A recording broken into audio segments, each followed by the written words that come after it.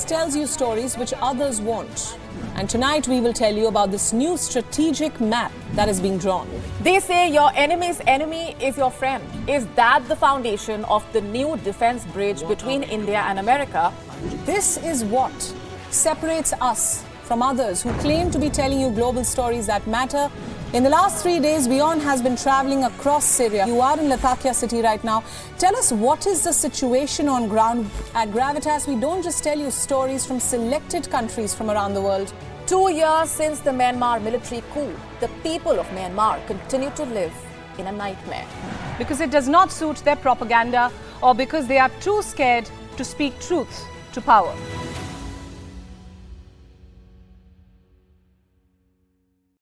The stress of our world can take a toll on our physical and emotional health. Here, in New York's Catskill Mountains, lies a luxurious place of healing called WION Wellness Center.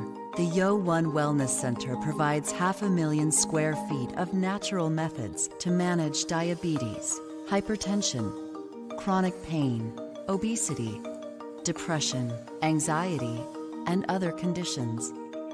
We use the traditions of centuries-old natural science from India, yoga, Ayurveda, acupuncture, and naturopathy in personalized programs that help you take charge of your own health. A minimum 5-day stay is recommended for best results. Book now at yo1.com.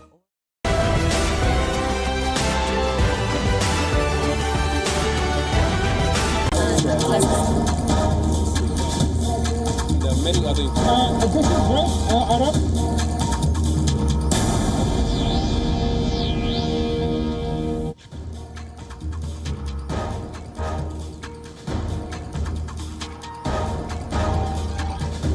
Hello everyone and welcome to WION Live Broadcast from New York City with me, Susan Tehrani. First, let's take a look at the latest stories making headlines this hour.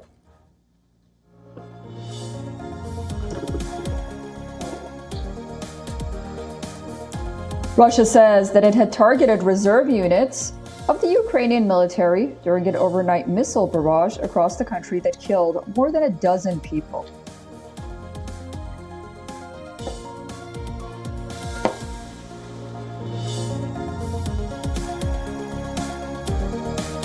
Fighting rages in Sudan despite rival forces agreeing to extend a truce aimed to stem nearly 2 weeks of warfare that has killed hundreds and caused widespread destruction.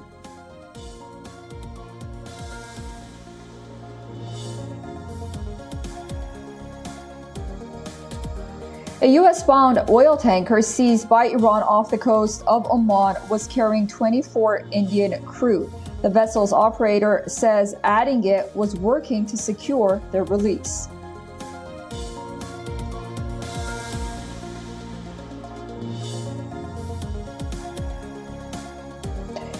BBC's chairman Richard Sharp announces his resignation after his involvement in a loan for then UK Prime Minister Boris Johnson raised questions about the broadcaster's vaunted impartiality.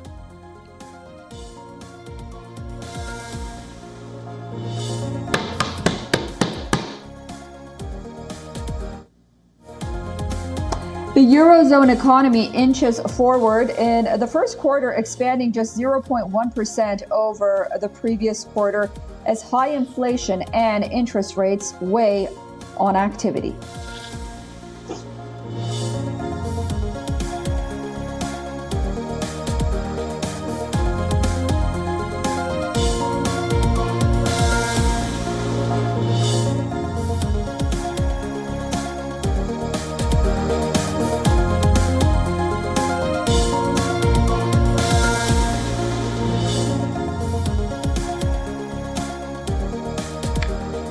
The bear and the dragon are prowling together in the north. Russia and China have joined hands to deter the West in one of the world's most isolated regions. Moscow and Beijing have signed a deal to increase their presence in the Arctic. Does this raise the specter of a new conflict? Here's a report. The Arctic region is heating up. Yes, global warming is leading to melting of ice. By 2050, Arctic sea ice in this region will no longer survive the increasingly warm summers. Apart from the perils for our planet, the melting ice is also redrawing the Arctic geopolitical map. There is a rush of claim on the unclaimed territories in the ocean and on the land. United States, Russia, China, Canada, Finland and Denmark are all making a dash to the North Pole. At stake are the huge natural reserves. But there is much more beyond the bounties of nature on offer. Russia and China are fortifying their positions in the icy region. Moscow and Beijing have now carved out a deal to protect their strategic interests in the Arctic. Experts say the aim is to directly challenge NATO. The meeting took place in Murmansk. The city in northwestern Russia is located within the Arctic Circle and close to the Finnish border. Russia is reopening 50 Soviet-era military posts. Among them are 13 air bases and 10 radar stations. While China calls itself a near-Arctic state and wants to build a Silk Road on ice, since Russia launched its assault on Ukraine, the Western nations have shunned Moscow. That's an opening which Beijing was looking for to make deeper inroads in the region with the help of President Vladimir Putin. Both countries also plan to hold joint military exercises, much to the dislike of the West. Chinese cruisers have been spotted in the Arctic. Besides, Pentagon has been wary of China deploying submarines armed with nuclear missiles under the Arctic ice, forcing the US to beef up its own operations in the region. Clearly, the tug-of-war between the West on one side and Russia, China on another is only going to intensify in one of the Earth's remotest places. Bureau Report, WION World is One. For more on this, we are joined by Glenn Deason. He's Professor of International Relations at the University of Southeastern Norway. He's a specialist on Russian foreign policy and geopolitics, and he's joining us live from Oslo, Norway. Professor, welcome to WION. Thank you so much for joining us. How do you see this new alignment between Russia and China for closer cooperation in the Arctic? Well, Russia and China are currently deepening their economic partnership, and the Arctic is a key component of this, because as the ice melts and recedes, this unveils a lot of economic interest. That is, a huge amount of energy resources becomes available, and also a very important transportation corridor. That is, if you use the Arctic corridor between the East and West, or Europe and Asia, it's much faster and much cheaper, and it becomes now more accessible as well. So you have the energy and the transportation corridor, and this is a natural area for cooperation between Russia and China, because most of the Arctic is Russian territory. It's its territorial waters, and so you use Russian territory and Chinese finance, and together they can develop this region. Initially, the Russians had envisioned to develop Arctic more with the West, but given the hostilities, this does not seem to be a possibility. So this is what the Russians call the Northern Sea Route, and the Chinese refer to as the Polar Silk Road. So it should be seen in the context of diversifying all these transportation corridors across the world. This is the Chinese conceptually included in the Belt and Road Initiative, while Russia also has this north-south corridor with, from Russia to India, but also east and west between Russia and China, and now they have this Arctic as a maritime corridor as well. So it's a huge project. And how worried should the United States be given this increase in military foothold by these two countries? Well, it's interesting because the United States does not recognize the territorial waters of neither Russia or Canada in the Arctic. It never ratified the United Nations Convention on the Law of the Sea, the UNCLOS agreement. So it disputes that Russia has a right for the Arctic waters, as Russia is the largest Arctic state. So this is a problem because if they're not cooperating with Russia, then effectively most of the Arctic is in Russian territory. So that this is a huge problem. And it's also a big challenge for the United States, because through all times, hegemons have been defined by being able to also dominate maritime transportation corridors. Before it was the British, in which conditioned their ability to establish a global empire, and now it's the Americans. Now, what's interesting with the Arctic corridor is it could be the most efficient and also cheapest, fastest transportation corridor there is. It would be completely outside the reach of the United States because it falls within the Russian sovereign territory. But again, neither the Russians or the Chinese, as both are adversaries of the United States, they're not comfortable with this excessive reliance.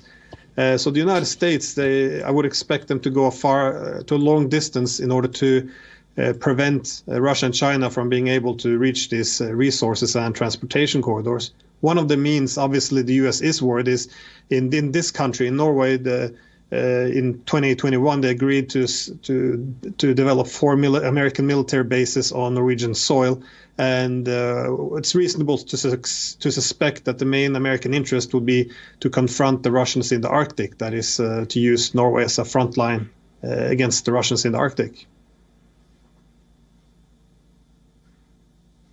And I know you talked about the importance of the Arctic a bit, but can you explain a little more for our viewers what is at stake that countries around the world are making a dash for the Arctic? We have Russia and China now, but are we expected to see more countries also trying to get a foothold in the Arctic, and what is at stake? Well, there are many who would like a foothold, and also, interestingly, I think that the Russian invitation would be open to many who would like to enter the Russian Arctic, because in this economic partnership between Russia and China, again, China is the most important economic partner of Russia. However, because of the asymmetries, that is, China is much more powerful than Russia. Russia would like to diversify its economic connectivity. So in other words, you don't want to be too dependent on only one actor. So from the Russian perspective, they would like anyone from India, United Arab Emirates, Singapore, whoever would like to contribute to developing this corridor as well as extracting resources. I think they would be more than happy to be able to bring more diversity of nations into the Arctic, simply because they would like to avoid excessive reliance on any one state, which is also why they initially wanted to cooperate more with the Europeans in the Arctic. But given that we're now fighting a proxy war against the Russians, this becomes impossible. So I would just also put it in a larger context, would be that that this is a wider restructuring of the entire international economic system. Again, energy resources of Russia is going east these days. That means also the energy resources which are reached in the Arctic. Also, this represent the restructuring of international transportation corridors. It would also have an impact on the reorganization of international finance away from the West. So it's really a part in this bigger picture that after the 2014 Western backing of the coup in Ukraine, we saw that Russia effectively abandoned all dreams about integrating with Europe, and instead is now looking towards Asia, wanting to create a greater Eurasia instead. And this is all kind of what's at stake, because now Asia will be part of this greater Eurasian initiative as opposed to a Western one. Professor Glenn Deason, thank you so much for joining us on WION and helping us make sense of this very important and strategic story we'll be keeping an eye on. My pleasure. Former U.S. Vice President Mike Pence appeared before a grand jury on Thursday, which is investigating former President Donald Trump's role in allegedly overturning the 2020 elections. Pence was reportedly inside the courtroom for more than 7 hours. Pence's testimony comes after Trump reportedly lost an appeal to block Pence from testifying in the special counsel probe. Pence is among the crucial witnesses in the criminal investigation, which is led by special counsel Jack Smith. Since Pence was not only present at the White House when Republican lawmakers discussed objections to Biden's win, he was also pressured by Trump to reject Electoral College votes for Joe Biden at the joint session of Congress. The U.S. government has been trying to get Pence's testimony for months The list started from requests from the Justice Department to a grand jury subpoena issued by Smith. However, Trump's lawyers challenged the subpoena as they invoked executive privilege to limit the scope of Pence's testimony. Pence's lawyer also argued that he is protected from legal scrutiny by the executive branch.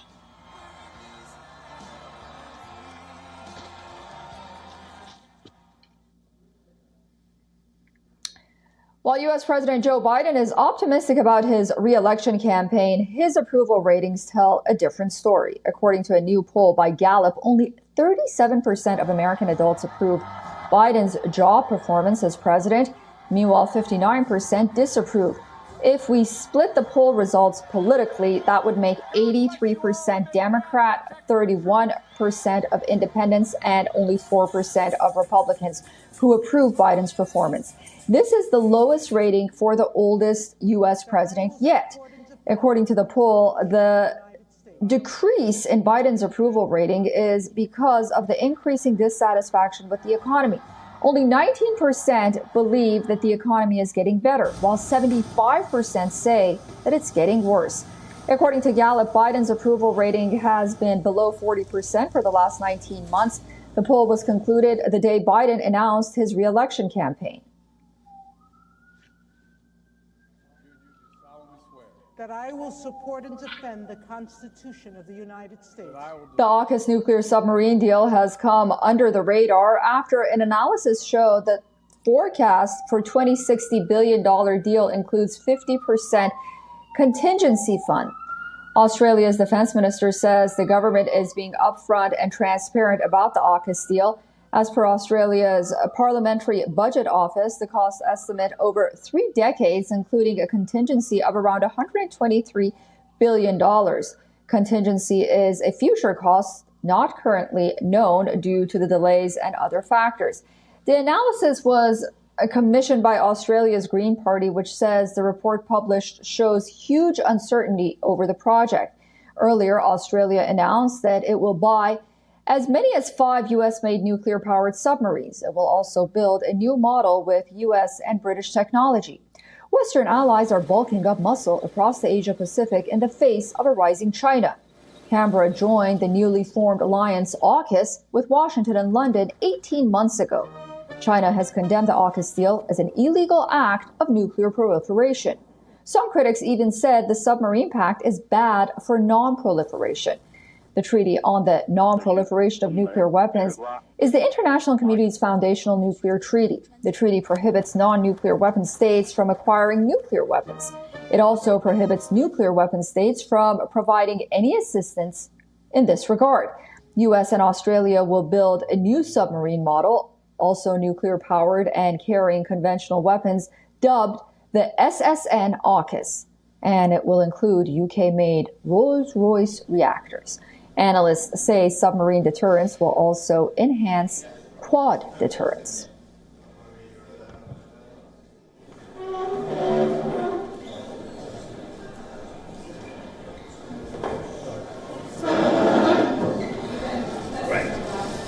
Right, fantastic. Anthony, great to see you. It's an important day for UK-Australia relations with the announcement that we're making, and delighted to see you again. Welcome. And AUKUS has been a lot of hard work, but it is in the 3 countries, the sum of the 3. A statue of the Buddha has been discovered in Egypt. This discovery suggests that India had ties with Egypt when it was under the Roman Empire between 30 BC and 640 AD. A Polish-U.S. mission discovered the Buddha statue in Bernice. Bernice is an ancient seaport on the Red Sea. The statue is 28 inches tall and portrays the Buddha with a halo around his head and a lotus flower by his side. The port was one of the largest seaports in Roman-era Egypt. It is also nearly 3,800 kilometers west of ancient India's port city of Kambat in the present-day Gujarat. Over the years, ample evidence has been unearthed that tells the maritime story of trade networks between ancient civilizations, the ones that flourished on the banks of the Ganges and Indus, and the ones that prospered on both sides of the Nile River.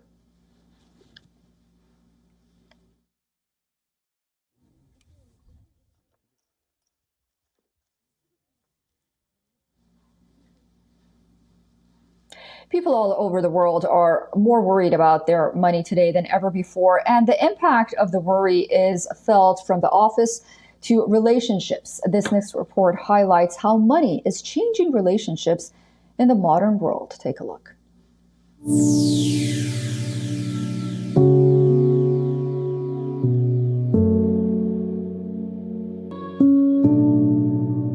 Planning a date, but worried about how it will affect your budget?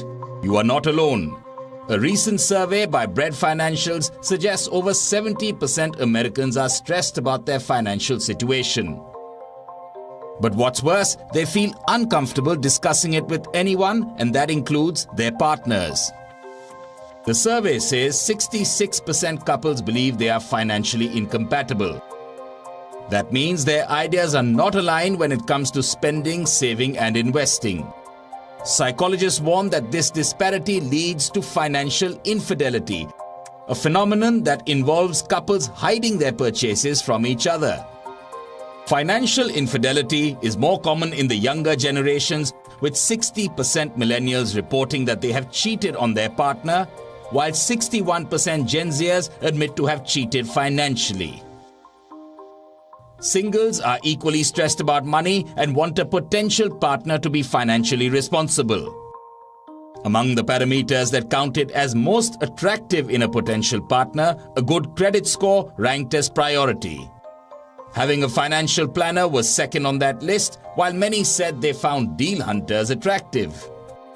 While respondents on the survey had no problems answering questions about their relationship and money, the survey finds that couples shy away from discussing finances with each other.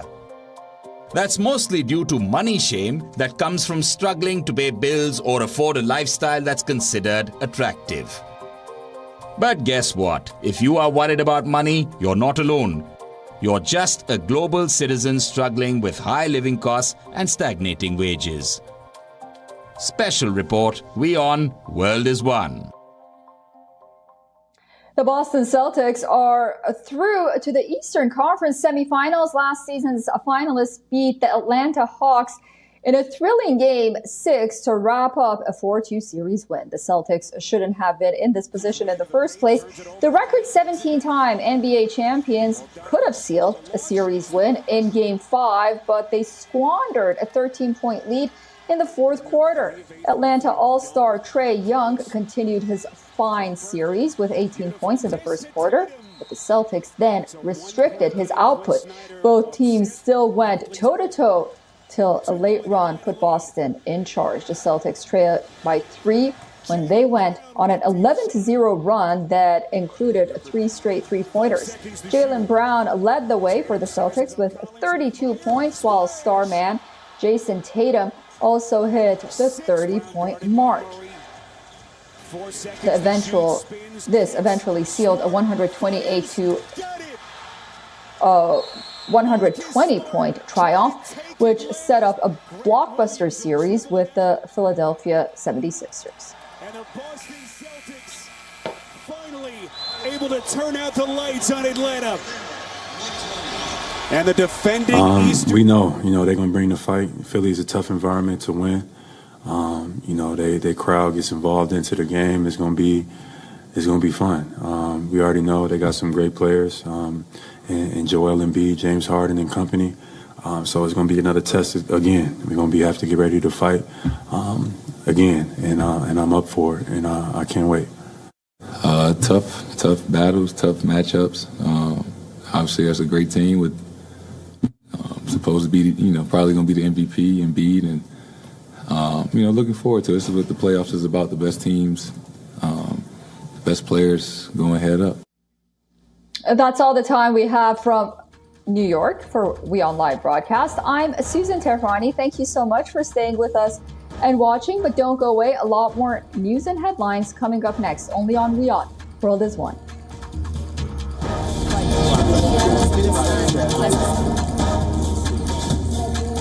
Many other